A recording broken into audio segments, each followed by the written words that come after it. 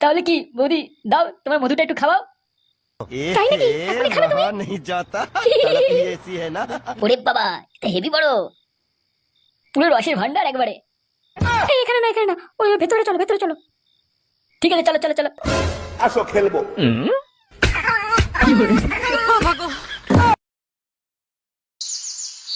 ওগো, কি নিয়ে এসছো বাজার থেকে তুমি এগুলো?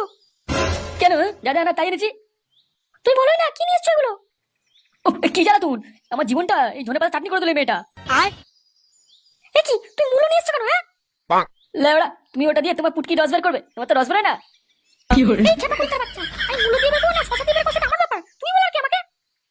হ্যাঁ সেই, আজ তো 2 মাস হয়ে গেল, একবার তো পুটকি মারতে দিলি না তোর। বালের বউ হয়েছে। হারামজাদা, তোকে মেরে তোর ঘর ভেঙে দেবো আমি একবারে। পুটকি মারবে তোর, মেরে তোর কোমরে লাথি মেরে তোর কোমর ভেঙে দেবো একবারে। দে বল, দে দে দে, মূলো দে, খেতে আমরা তোকে ফেরত দিয়ে আসছি।